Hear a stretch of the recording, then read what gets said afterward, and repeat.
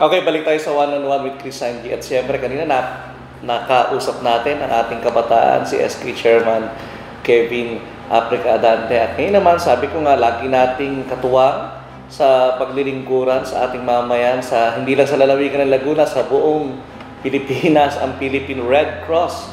Alam niyo, pagka sinabing krus na pula, iba ang puso ni Chris Sanji pagdating sa krus na pula. At kapiling ko, ang branch head ng Santa Rosa City, si James Antioquia. Welcome sa ating programa, James. Ay, salamat po, Director Chris Sanji. Happy New Year po sa lahat ng mga taga-subaybay ng programa ng ating magiting na director, sa mga magiting na director ng Philippine Red Cross, si Director Chris Sanji. Kamusta ang krus na pula sa Laguna?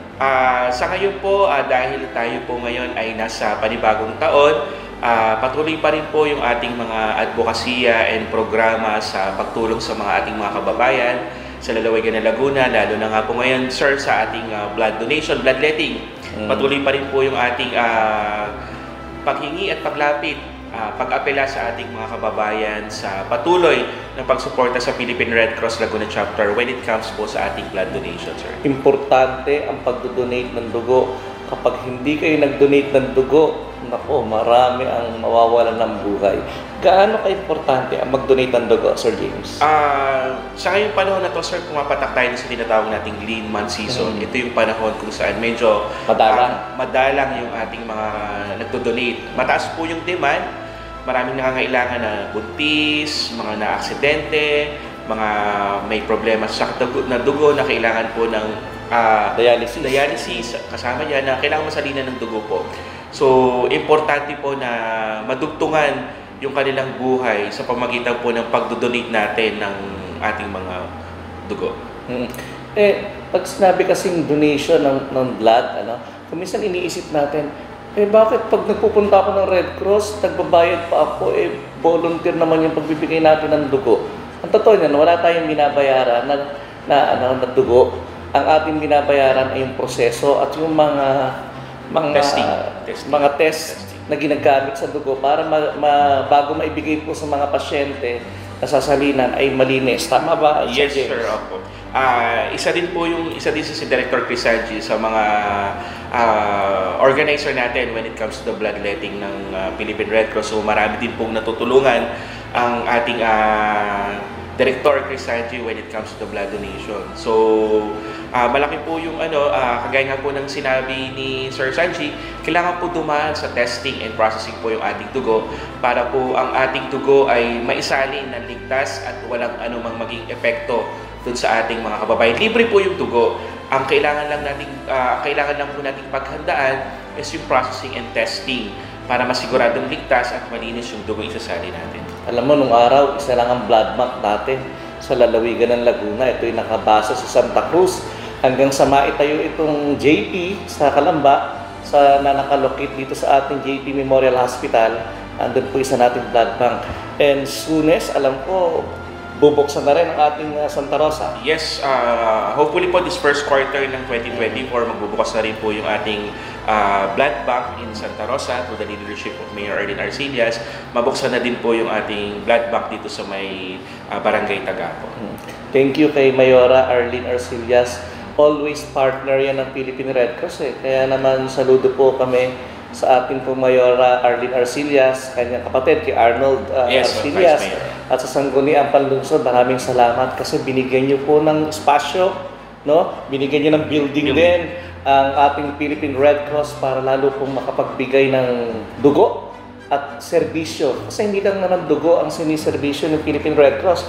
Ano pa ba mga siniservice natin, Sir James? Marami po tayong programa. Isa sa mga programa po natin yung safety services, kung saan po tayo nagsasagawa ng mga training or first aid sa iba't ibang mga kumpanya.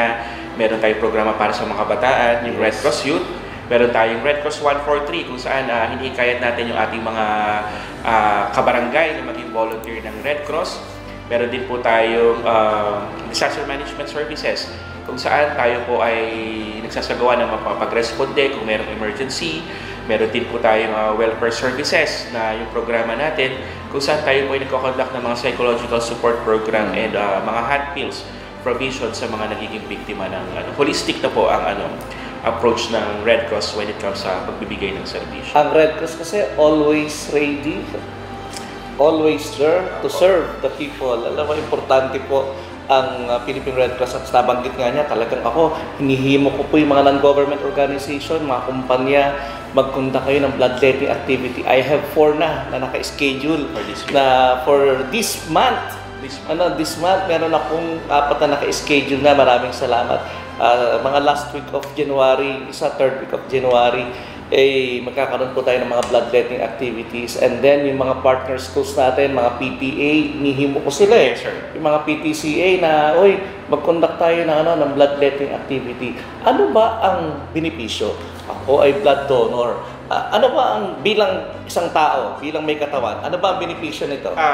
When you donate blood po kasi, nagkakaroon ka ng tinatawag natin personal health check-up. Mm-hmm. Kasi po, when you donate blood, meron tayong mga medtech, may mga phlebotomies na mag-undergo ng pre-medical checklist mo na i-check ka kung ikaw ay qualified or qualified kang mag-donate ng dugo. So doon pa lang, makikita mo na at makonsider mo na yung sarili mo kung healthy blood donor ka. The moment na pumunta ka sa isang bloodletting activity, malalaman mo na kung meron kang problema when it comes to the hemoglobin, when it comes to your blood pressure. So makikita mo na agad na kung qualified or pwede ka mag-donate. So importante yan kasi nakaka-generate tayo ng bagong dugo sa ating katawan when we donate blood.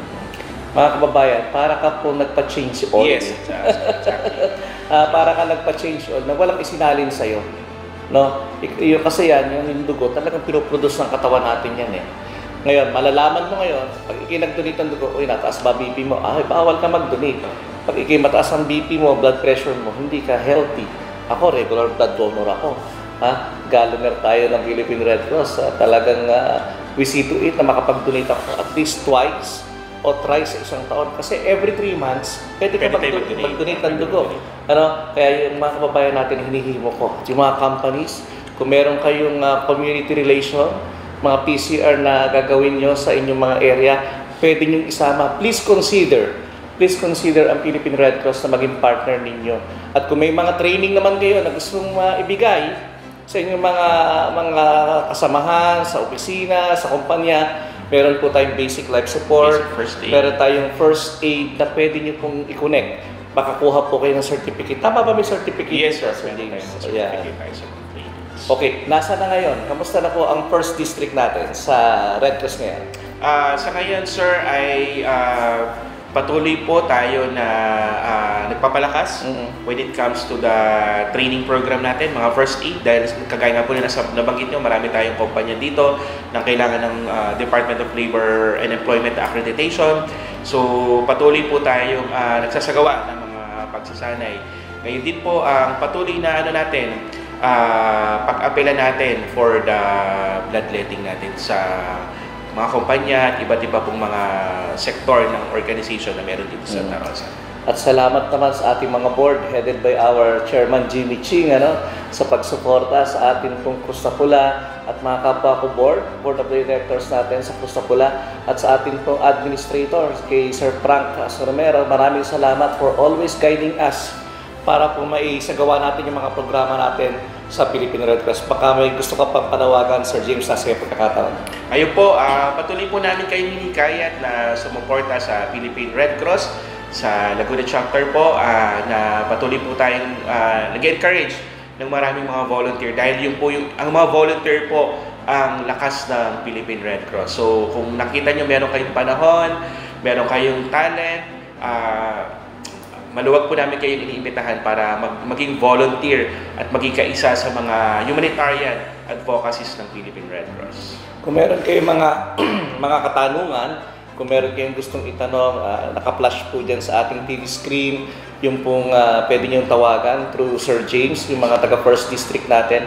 Kung meron kayong inquiries, gusto niyo pong mag-bloodletting activity, yung mga organization ninyo, yung mga non-government organization, yan po, nasa screen po natin, yung pong mga numbers nila para matawagan ninyo. At sa ating pong lahat ng mga nakasama sa aking programa dito po sa ating One-on-One with Chris Sanji. Umpisa pa lang po ito ng taon. Ngayong 2024, marami pa po kayong aabangan. Yung pong ating bagong programa ng Coffee Break, Pilipinas Love Ko To, at yung bagong Journey na programa dito sa Royal Cable sa atin sa My TV6. Lagi niyo pong ipagsabi, dati, kakaunti po yung mga programa, meron pa rin tayong gabay at aksyon at yung po mga bago nating mga city partners, the City Government of Binyang, the City Government of Calamba, the City Government of Cabuyao, the City Government of Santa Rosa, at yung po mga ilang partners natin na mga nasa House of Representative, kay Kong Cha at kay Kong Ruth, yung po mga programang yan, marami po tayong babantayan dito po sa My TV6 Ipagsabi. Ako po ang inyong lingkod si Chris Sanji, pagpalain po tayo ng pong may kapal.